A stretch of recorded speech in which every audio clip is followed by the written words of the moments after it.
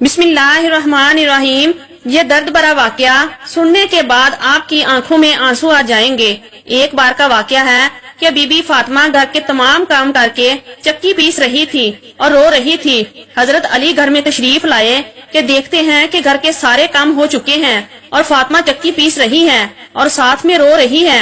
حضرت علی be be Fatima سے پوچھنے لگے، اے فاطمہ تو کیوں رو رہی ہے اور یہ پانی کس لیے گرم ہو رہا ہے اور اتنا سارا آٹا ایک ساتھ کیوں پیس رہی ہو؟ بی بی فاطمہ رو کر فرمانے لگی، اے میرے پیارے شوہر، آج میں نے ایک خواب دیکھا ہے کہ میرے بابا جان کسی چیز کو تلاش کر رہے ہیں۔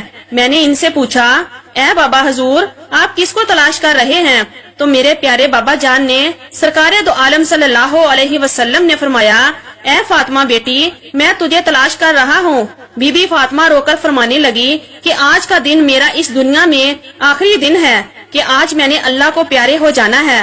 حضرت علی یہ بات سن کر بہت ہی زیادہ رونے لگے اور فرمانے لگے، اے فاطمہ ابھی تک تو پیارے نبی سرکار دو عالم صلی اللہ علیہ وسلم کے بچھڑنے کا غم ہمارے سینے میں ہی ہے اور تو اپنے بچھڑنے کی بات کر رہی ہے، میں اس تیری جدائی کو کیسے برداشت کروں گا؟ تو بی بی فاطمہ فرمانے لگی، جس طرح آپ نے میرے بابا حضور کی جدائی کا غم برداشت کیا ہے اسی طرح سے میری جدائی کا غم بھی برداشت کر لیجئے گا۔ حضرت علی پوچھنے لگے کہ یہ پانی کیوں گرم کر رہی ہو اور یہ اتنا آٹا کیوں پیس رہی ہو؟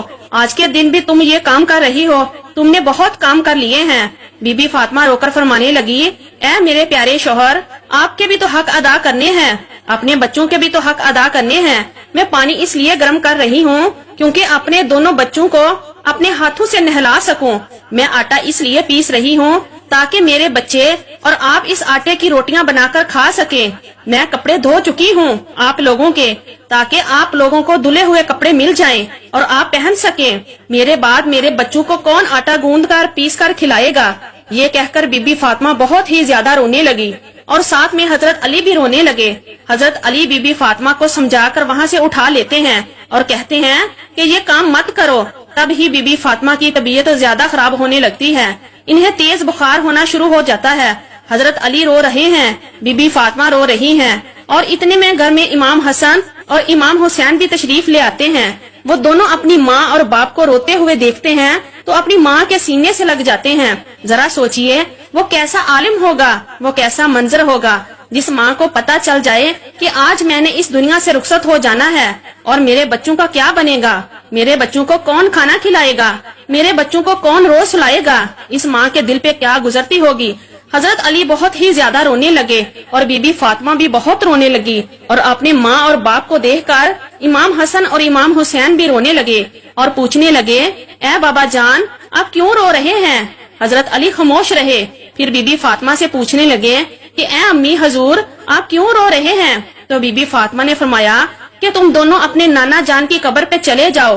حدیث شریف میں آتا ہے کہ امام حسن اور امام حسین پیارے نبی سرکار دو عالم صلی اللہ علیہ وسلم کی قبر پر چلے جاتے ہیں، وہاں پر جا کر بیٹھ جاتے ہیں۔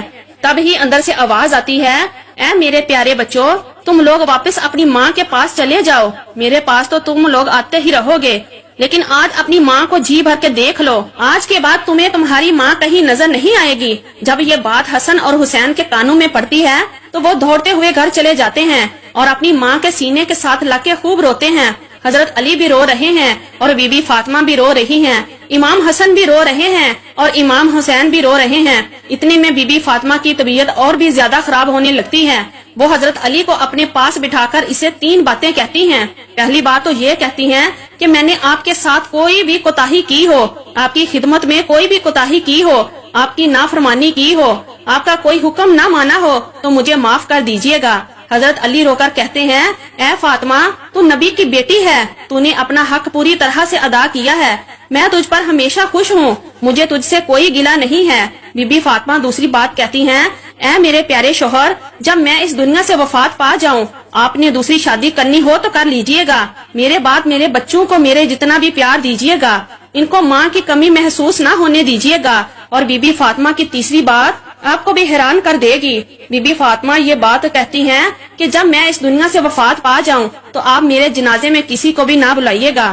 یہ بات سن کر حضرت علی حیران ہو جاتے ہیں اور کہتے ہیں، اے فاطمہ تو نبی کی بیٹی ہے, میں تیرے جنازے میں کسی کو کیوں نہ بلاؤں؟ تو بی بی فاطمہ فرماتی ہیں کہ میں نے آج تک اپنے آپ کو پردے میں رکھا ہے, غیر مرد کی نظر نہیں پڑی. میں چاہتی ہوں کہ میرے مرنے کے بعد بھی مجھ پر کسی غیر مرد کی نظر نہ پڑے. جب شام ہو جائے, اندھیرا ہو جائے, آپ مجھے تب دفن کر دیجئے گا. یہ باتیں سن کر حضرت علی بہت رو رہے ہیں, بی بی فاطمہ رو رہی ہیں, امام حسن رو رہے ہیں اور امام حسین رو رہے ہیں. سوچئے وہ ذرا کیسا منظر ہوگا جب ماں رخصت ہو رہی ہے ہمیشہ کے لیے اس دنیا سے, اور اس کے بچے اس کے پاس بیٹھ کر رو رہے ہیں. یہ الفاظ کہہ کر بی بی فاطمہ ایک اور بات کہتی ہیں کہ میں نے آج روزہ رکھا تھا. میرے بابا جان نے میرے خواب میں آ کر مجھ سے یہ کہا کہ اے فاطمہ تو سحری کر علی کے دسترخوان میں اور افطاری کرنا میرے ساتھ, اپنے پیارے بابا جان کے ساتھ. یہ باتیں کہہ کر بی بی فاطمہ اللہ کو پیاری ہو جاتی ہیں. بی بی فاطمہ کو کفن پہنایا جاتا ہے, ان کا جنازہ اٹھایا جاتا ہے. روایات میں آتا ہے کہ جب بی بی فاطمہ کا جنازہ اٹھایا جاتا ہے تو ایک طرف سے حضرت علی کاندھا دیتے ہیں اور دوسری طرف سے امام حسن کاندھا دیتے ہیں, اور تب ہی وہاں پر ایک صحابی پہنچ جاتے ہیں جن کا نام حضرت ابو ذر غفاری ہوتا ہے. تبھی حضرت علی ان سے فرماتے ہیں کہ آج نبی کی لاڈلی بیٹی کا انتقال ہو گیا ہے, ایک طرف سے تم کاندھا دے دو. اسی طرح یہ جنازہ اٹھایا جاتا ہے. روایات میں آتا ہے کہ وہ دونوں معصوم بچے امام حسن اور امام حسین رو رہے ہیں, حضرت علی رو رہے ہیں, حضرت ابو ذر غفاری رو رہے ہیں, اور جنازہ قبر کے پاس رکھا جاتا ہے. قبر کھود دی جاتی ہے. حضرت علی اس قبر کو دیکھتے ہیں جس قبر میں بی بی فاطمہ کو رکھنا ہوتا ہے. حضرت علی بہت ہی زیادہ روتے ہیں, ان کی داڑھی بھیگ جاتی ہے, ان کے کپڑے بھیگ جاتے ہیں. حضرت علی کبھی بی بی فاطمہ کو دیکھتے ہیں اور کبھی اپنے بچوں کو دیکھتے ہیں. یہ منظر دیکھتے ہوئے حضرت ابو ذر غفاری بھی روتے ہیں اور قبر سے کہتے ہیں اے قبر کیا تجھے پتا ہے یہ جنازہ کس کا ہے؟ یہ محمد صلی اللہ علیہ وسلم کی لاڈلی بیٹی کا جنازہ ہے, یہ علی کی بیوی کا جنازہ ہے جس کو امام حسن اور امام حسین کہتے ہیں, یہ ان کی ماں کا جنازہ ہے. تب ہی قبر سے آواز آتی ہے کہ میں رشتہ دار نہیں دیکھتی, میں اعمال دیکھتی ہوں. یہ قبر کی آواز جو آئی تھی وہ بی بی فاطمہ کے لیے نہیں تھی, کیونکہ بی بی فاطمہ تو بخشی بخشائی تھی اور وہ جنت کی عورتوں کی سردار تھی. بی بی فاطمہ تو ہر گناہ سے پاک تھی. یہ آواز تو ہم جیسے لوگوں کے لیے تھی جو گناہگار ہیں. بی بی فاطمہ کو قبر میں دفنایا گیا اور حضرت علی اپنے دونوں بچوں کو سینے سے لگا کر وہاں قبر کے پاس بیٹھے کافی دیر تک روتے رہے. دونوں پیارے بچے بھی کافی دیر تک روتے رہے. وہ اپنی ماں کو یاد کرتے رہے. وہ ہمارے پیارے نبی کا گھرانہ تھا, وہ تو بخشے ہوئے لوگ تھے, جنتی لوگ تھے, جنت کے لوگوں کے سردار تھے. نافرمان لوگ تو ہم ہیں جن سے قبر ہزار سوال کرے گی کہ کون سے اعمال لے کر آئے ہو میرے پاس. اللہ تبارک تعالی ہم سب کو نیک اعمال کرنے کی توفیق عطا